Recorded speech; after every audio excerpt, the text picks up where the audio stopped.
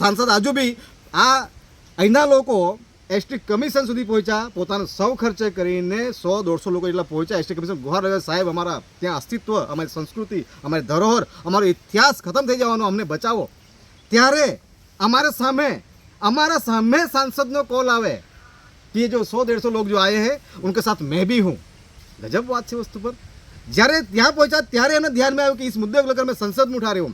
मतलब જ્યારે પોતાની વોટ બેંકની રાજનીતિ ઓછી થવા લાગી ત્યારે સંસદમાં રજૂઆતની વાત કરે છે કે આ ટીબી સ્કીમનો વિરોધ છે ને આમ છે ને તેમ છે. હમણાં દુઃખની વાત એ કે દાદરા નગર હવેલી આ ઇફેક્ટેડ 3 ગામો છે, બહુલ આદિવાસી વિસ્તાર. આ વિસ્તાર જ છે. એક સાઈડ સુપ્રીમ કોર્ટ કહે છે કે આદિવાસી આ દેશના માલિક છે અને એ માલિકોને પોતાના હક અધિકાર માટે પોતાની જમીન, ઘર, દુકાન, પોતાની જે આસ્થાના જે સ્થળ છે, દેવી દેવોના જે મંદિરો છે, એ લોકોને સંરક્ષણ માટે, બચાવવા માટે લડાઈ લડવાની વાત આવે તો ગામડાના સેવાળે ખાડી કિનારે બેસીને એ લોકોને એક દિવસીય ધરના પ્રદર્શન કરવા પડે. એનાથી વધારે દુઃખની વાત શું? અમારે ટીપી સ્કીમનો સખત વિરોધ છે જતાવતા આવેલા છે. કારણ એનું એ છે કે એની વિસ્તૃત વિગતવાર અમને જાણકારી આપી નથી. જે નોટિફિકેશન જો અમારે સોશિયલ મીડિયા, લોકચર્ચા, અખબારમાં જો જોવામાં આવ્યું તો એમાં સેલવાસના આરડીસી સાહેબ છે, નગરપાલિકાના સીઓ સાહેબ છે, જિલ્લા પંચાયતના સીઓ સાહેબ છે, આ બધા 4-5 અધિકારીના નામ છે. એ લોકોને આ ટીપી સ્કીમની કોપી ફોરવર્ડ કરેલી છે. તો અમારે એ કહેવાનું કે જમીનના માલિક અમે છે, જે જમીનના માલિક હોય તેના પાય ને વિગતવાર નકલ. તો હવે એ લોકોના માધ્યમથી હવે અમારા પર આ અચાનકથી આ બહાર પાડલું છે અને 60 દિવસ પૂરા થવાના છે. તો અમારી લડત ચાલુ છે અને ચાલુ રહેશે, ચાહે કોર્ટની લડત હોય કે ચાહે ગામની લડત હોય. અમે નેતા પક્ષને કોઈ જરૂર નહીં મળે, જે આવતા હોય તે વેલકમ છે, નહીં આવતા હોય તો અમે અમારા આત્મનિર્ભર લડશું. જો ટીપી સ્કીમ, જે ટાઉન પ્લાનિંગ સ્કીમની જ્યારે વાત કરવામાં આવે છે, દાદરા નગર હવેલીમાં છેલ્લા 60-70 વર્ષમાં જે ડેવલપમેન્ટ, જે કામો થયા, જે કોઈ ઘર બનાવ્યો, દુકાન બનાવ્યો, રૂમો બનાવેલી, ચોલ બનાવેલી વસ્તુ પર, તો એ અવ્યવસ્થા એને આપણે કહી શકીએ વસ્તુ લઈને. અને એને સુધાર વધારને કરીને એને એવું કહેવાય છે કે ભાઈ નગર હવેલીમાં એક પ્રોપરલી પ્લાન બને, એક ડિઝાઇન થાય કે જેમાં દરેક રોડ કનેક્ટિવિટી, ગટરની કે ગાર્ડનિંગની તમામ પ્રકારની સુવિધાઓ બને, એ વસ્તુ પ્રપોઝલ વાત આવે છે.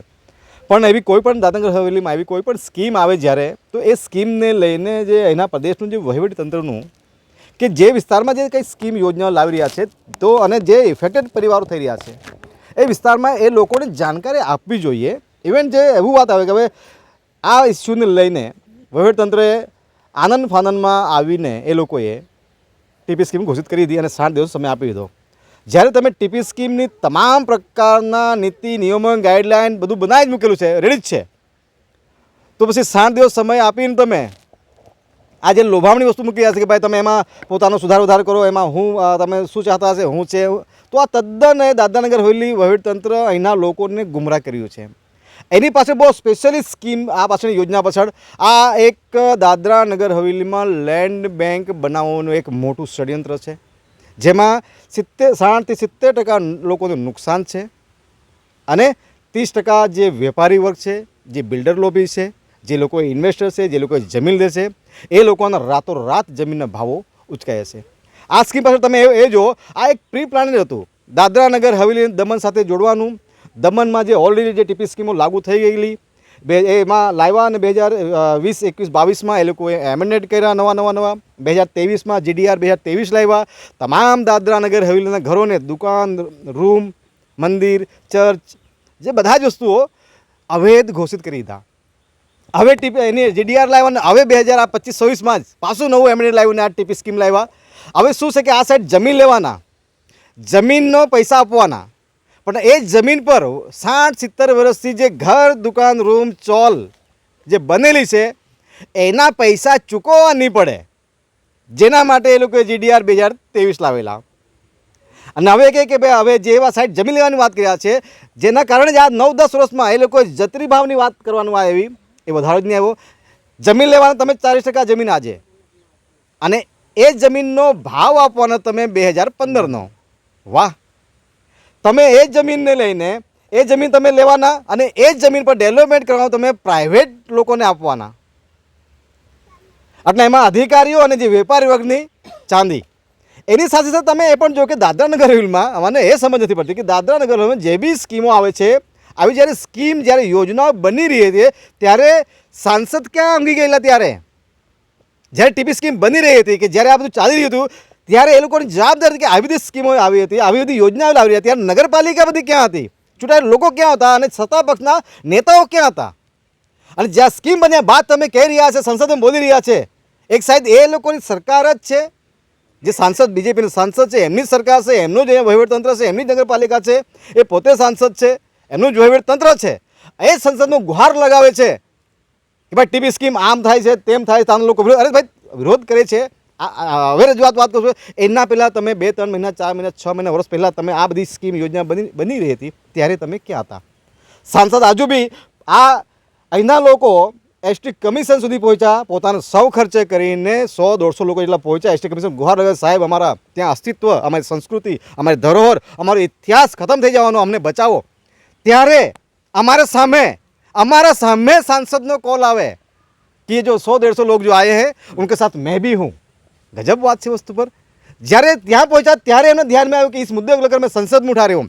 मतलब જ્યારે પોતાની વોટ બેંકની રાજનીતિ ઓછી થવા લાગી ત્યારે સંસદમાં રજૂઆત વાત કરે છે કે આ ટીપી સ્કીમનો વિરોધ છે અને આમ છે ને તેમ છે. પ્રભુ આજે શું ધરના પ્રદર્શન હતું ને આ લડત કાં સુધી? જો એક ઉત્સાહ તમે મને હમણાં દુઃખની વાત છે કે દાદરા નગર હવેલી આ ઇફેક્ટેડ 3 ગામો છે, બહુલ આદિવાસી વિસ્તાર.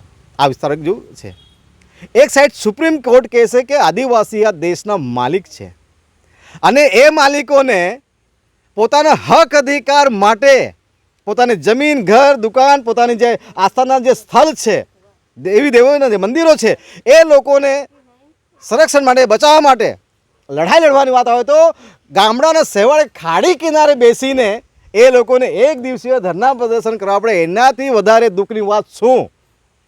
આ વિસ્તારમાં સાંસદ આદિવાસી, આ વિસ્તારમાં 90% જિલ્લા પંચાયતમાં 99% સરપંચ લઈને જિલ્લા આદિવાસી ચૂંટાયેલા લોકો, જિલ્લા પ્રમુખ આદિવાસી, ઉપપ્રમુખ આદિવાસી, કાઉન્સિલરો, તમામ 90% નેતાગીરી આદિવાસીઓને અને જે 30-40 વર્ષ પહેલાં જે અમુક 1 ગુંઠા 2 ગુંઠા લેવાળા જે લોકો છે, કોઈ બિહાર સંગઠન, કોઈ યુપી સંગઠન, કોઈ હિન્દુ સંગઠન ક્યાં ગયા? આજે 50% હિન્દુ સમાજના ઘર, દુકાન, રૂમ તૂટી રહ્યા છે. ત્યારે આ તથાકથિત હિન્દુવાદી સંગઠનો, આ તથાકથિત હિન્દુવાદી ભાજપા ક્યાં છે, જે હિન્દુવાદીઓના નામ પર વોટ બેંકની રાજનીતિ ચલાવી રહ્યા છે? આવા બધા હિન્દુઓના ઘર તૂટી રહ્યા છે, હિન્દુઓનું રૂમ તૂટી રહ્યા છે. આ બિચારો બેઘર થવાના, આદિવાસીઓને રાજનીતિ કરાવવા બધા સેંકડો આદિવાસીઓ છે, આદિવાસીઓ બેઘર થઈ રહ્યા છે, આદિવાસીઓ નામ પર વોટ માંગી રહ્યા છે. ક્યાં છે તમે? આવો હમણાં. અને એની સાથે સાથે મારે એ બી કહેવું છે, જ્યારે ચૂંટણી આવે ત્યારે બધા જ ગળામાં ભાજપનો પટ્ટો પહેરીને વોટ માંગવા માટે નીકળી પડે છે. તો જેટલા આ લોકોના જે નેતાઓ જવાબદાર છે એટલા જ એ જે મંડળી ફરતી છે ચૂંટણીમાં એ બી જવાબદાર છે. અને ખરેખર એ લોકોને ન્યાય અને હક અધિકાર આપવાનો તો આજે એ લોકોની લડતમાં તમે બધા સાથ આપો, આ જ અમારી માંગણી છે. સાથે એની સાથે વહીવટતંત્રએ જે પોલિસી લાવી રહ્યા છે, અમારું તો સ્પષ્ટ નિવેદન છે, સૂચના પણ છે અધિકારીઓને કે તમે એવી કોઈ બી સ્કીમ લાવો, કોઈ બી યોજના લો, સ્વાગત છે, ડેવલપમેન્ટ માટે અમે ના નથી પાડતા, પણ તમે એવી રીતે નહીં ડર ભયની દાદાગીરીથી. લોકશાહી છે ને, વહીવટતંત્ર છે, વહીવટતંત્રને એ ધ્યાન હોય કે ભાઈ સંવિધાન છે, હજુ બી લોકશાહી છે, સાચું છૂટી તમે નહીં ભલે માનતા હોય. આજે જે હિસાબથી પ્રદેશમાં ઓટોક્રેસી ચાલી રહી છે, કોઈ બધું ડિસિઝન દમનથી આવે, બધું ડિસિઝન ઉપરથી આવ્યા, ઉપરથી જવાનું તો કાયદો છે કે નહીં, કાનૂન છે કે નહીં, સંવિધાન છે કે નહીં? અને કહી દો કે ભાઈ પ્રદેશમાં કાનૂન અને સંવિધાન નથી તો અમને ખબર પડે. અગર કાનૂન અને સંવિધાન દાયરામાં જો તમે જે નહીં કરવાની વાત આવતા હોય તો તમે અમને કહી દો કે ભાઈ દાદરાનગર હવેલીમાં લોકશાહી નથી, દાદરાનગર હવેલીમાં લોકતંત્ર નથી, કોઈ કાનૂન નથી અને કોઈ સંવિધાન નથી, અમે અમારા હિસાબથી ચાલશું.